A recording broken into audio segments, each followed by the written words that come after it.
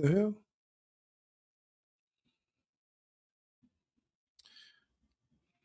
Just waiting on a couple of more people to come in to the chat.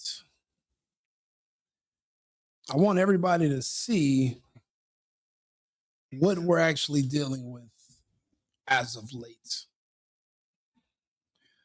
We've become so embarrassing weak in the eyes of foreigners and outsiders that they're making videos like this. Take a listen.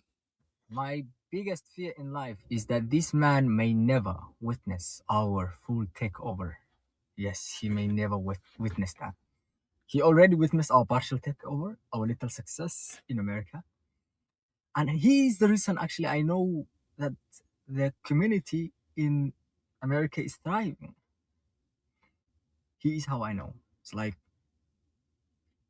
he's how we measure our progress. If he doesn't tweet, somebody messed up. I know it. Somebody fucked up the plan. If he tweet, I know. I know we're doing the right things. Yes, that's how I know. So he's old and sick, I know. He may not witness our full takeover, but I promise you that his sons will witness. Just like him, we came to exist in this country. See, the land of free men, the land of opportunities.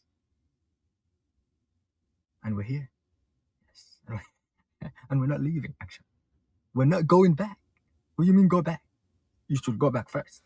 You see, if you came fast, you go fast. See, just like you.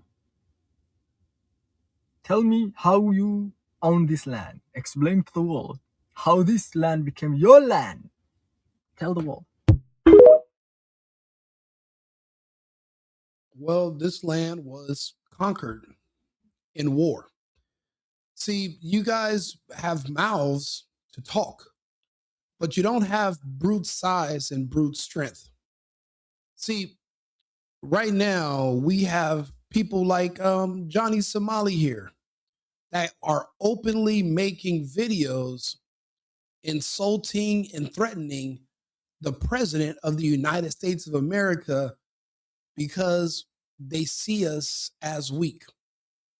And I'll be honest, white Americans have not been the same since the Fonz.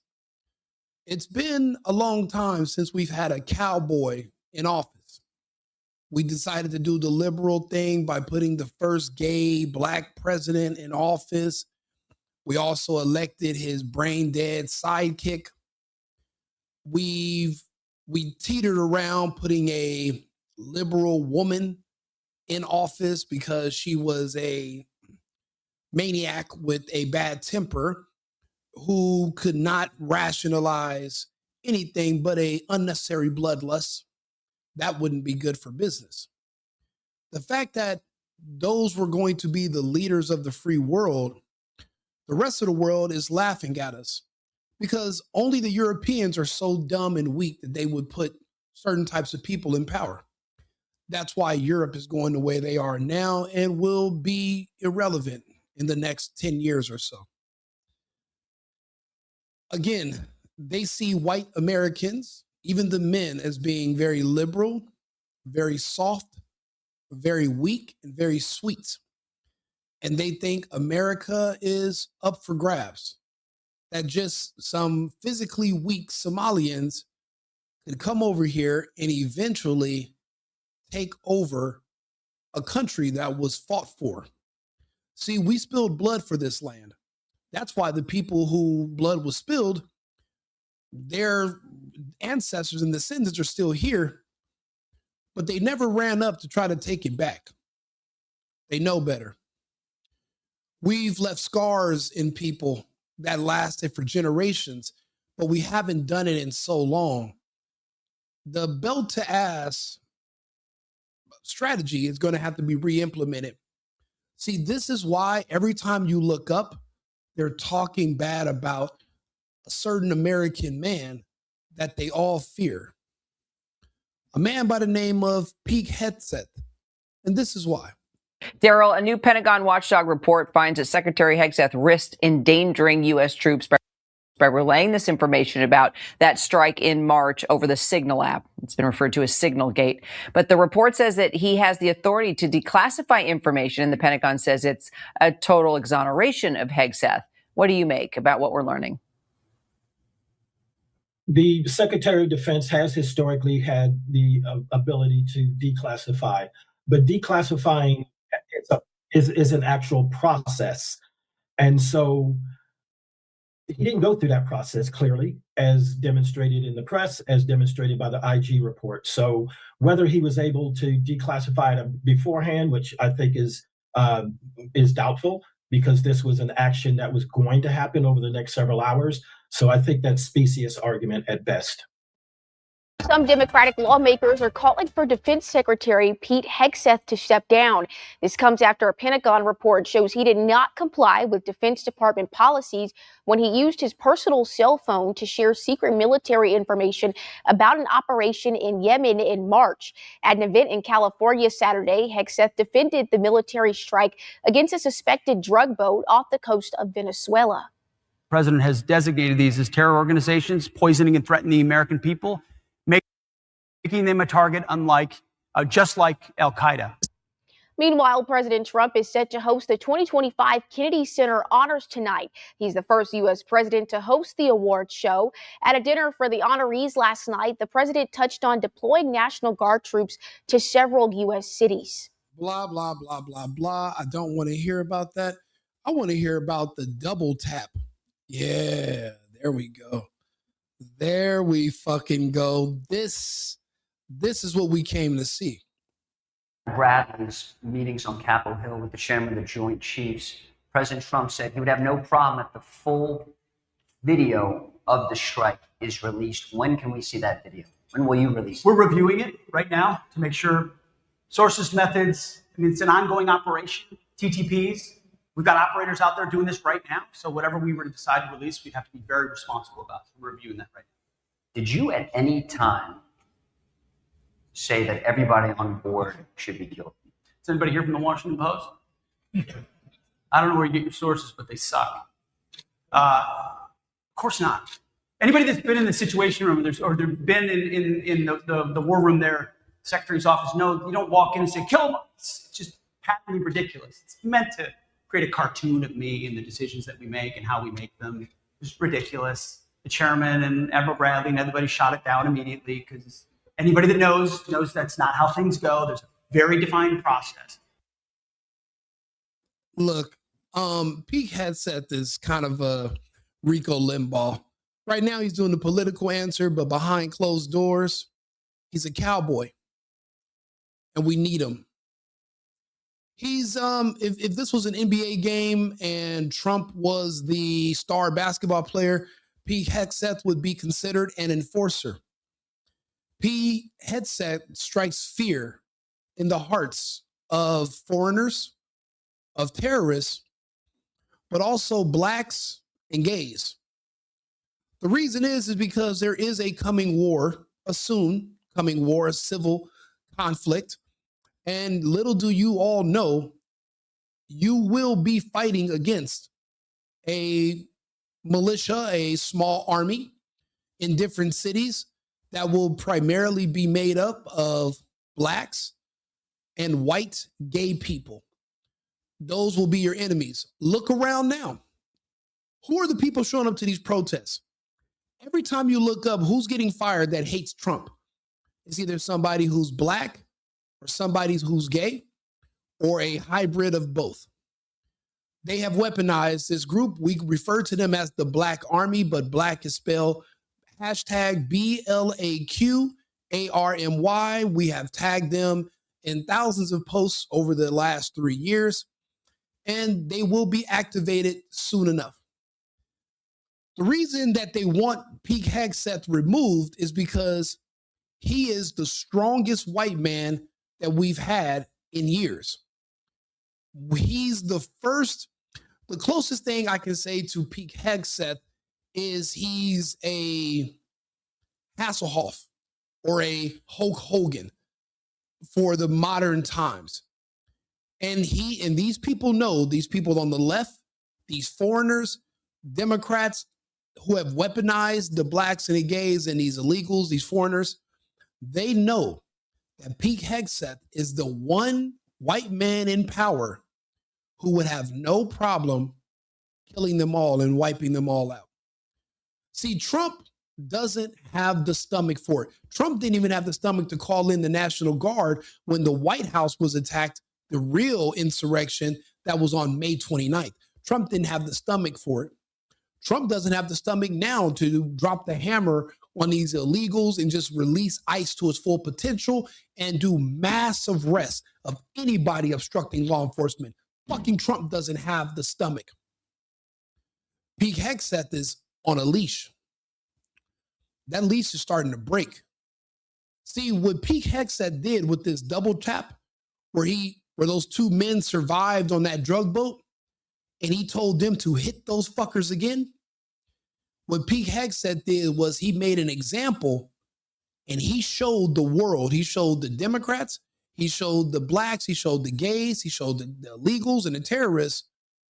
When you attempt your coup in the next couple of months, there will not be any safeguards that are going to stop us from killing you. Why do you think these people come across the border the way they do right now? They're not afraid of our military opening fire. Our border patrol might as well just walk around with slingshots. You're not going to shoot anyone. You're not going to, even if you're shot upon, you're not going to engage in battle. They're timid. They're hesitant. They know Pete Hegseth is a cowboy who will have no problem doing what needs to be done. They haven't seen someone like Pete Hegseth in the White House since Donald fucking Rumsfeld. And they're afraid because they're banking on you being afraid to be called racist, you being afraid to be called the KKK or Hitler. They're banking on you being basically succumbing to pressure from just words and being shamed. You think those Somalians are talking crazy about what they're going to do to our country and to our president because they think they can come over here and overpower an actual full-size American? No, they think that they could just insult us to death. Because for the past 30 years, it's worked. I mean, we gave everything over. We even let pedophiles start teaching our kids, and they've turned our own kids against us. And we didn't want to say nothing because we didn't want to be called misogynist or discriminatory or anti-LGBT and anti-trans. Now we lost our kids. Our women turned on us, and we didn't want to seem like we were controlling misogynists. So now we lost our wives. We lost our families. Our country's in shambles. Our economy's going down. People are no longer buying homes. Why should you? You don't have kids. There's no wife. So now what are you even living for? Suicide rates are up. Economy's down, and they're hoping that they can discourage so many Americans to just giving up that we would have no choice but to just open up the floodgates, invite in the third world, lose our sovereignty, and basically our Constitution goes with us into the waste bin of history. Isn't that what the pirate lady said, Omar? Isn't that what she said? Something like that about Charlie? They saw him as a strong white man. You see what they did to him. He wouldn't play ball. Tim Pool plays ball. Brandon Tatum plays ball. Charlie said he didn't want to play ball anymore. This is a war.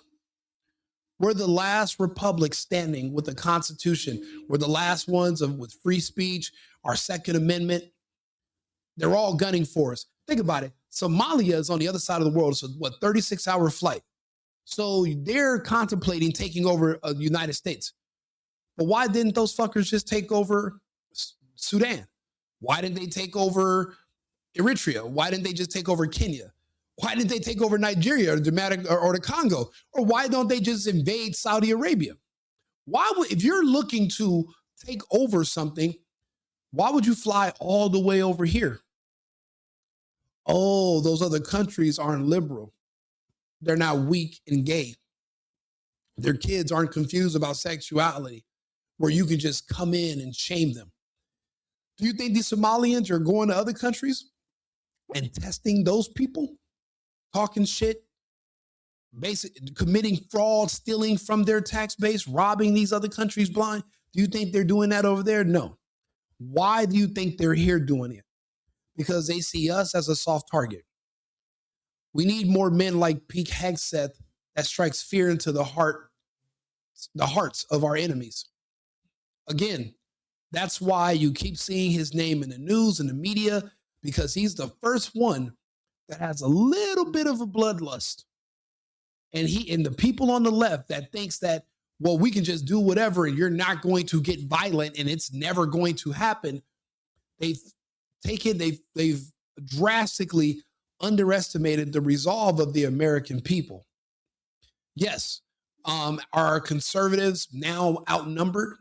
Certainly, because even in our conservative families, our children have been converted to the LGBT, influenced by Black culture. So they're no longer on our side. They're going against us.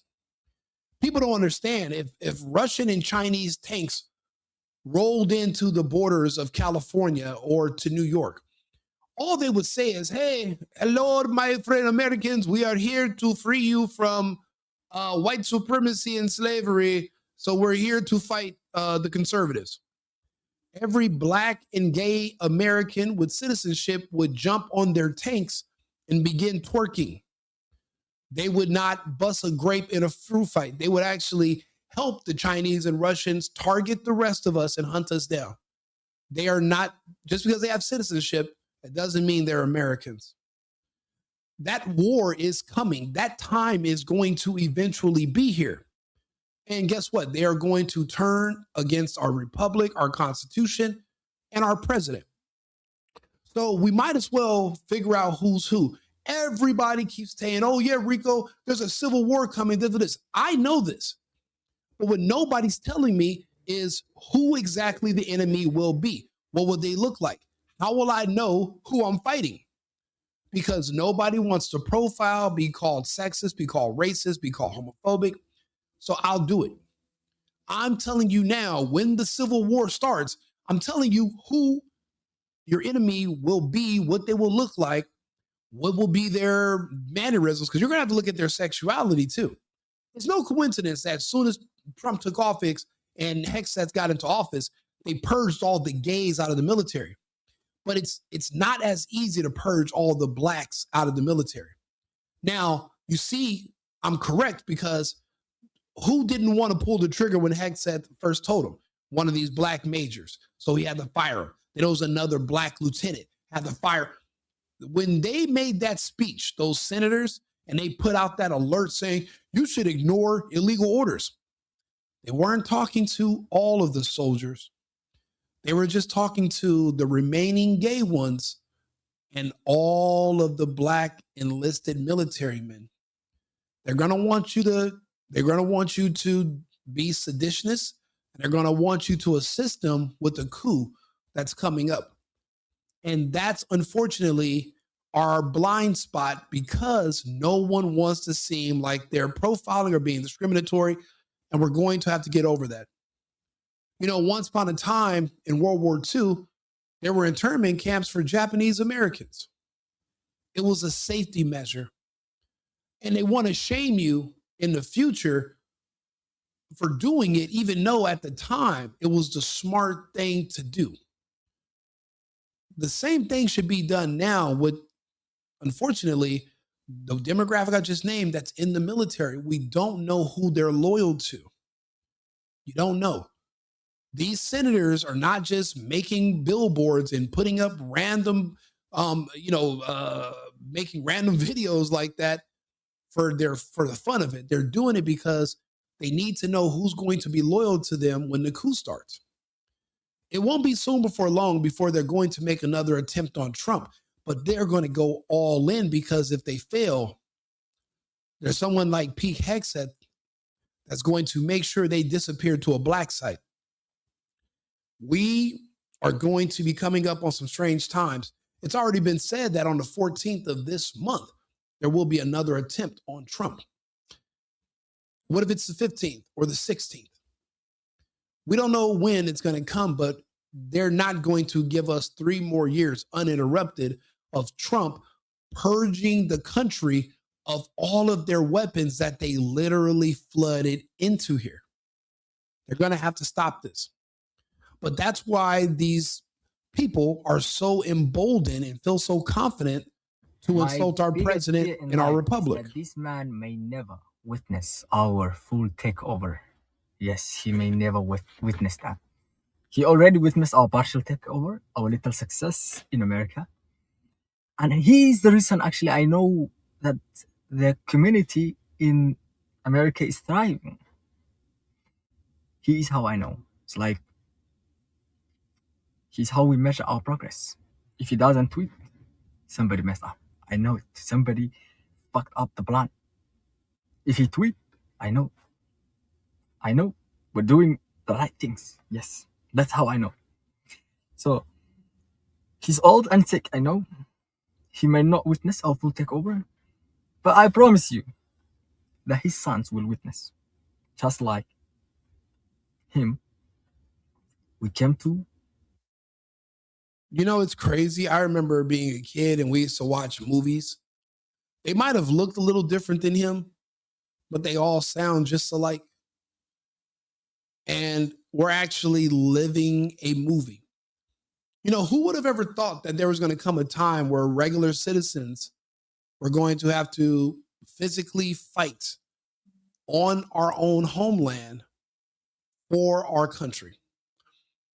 You know, what is the saying is that the tree of freedom is periodically watered by the blood of patriots.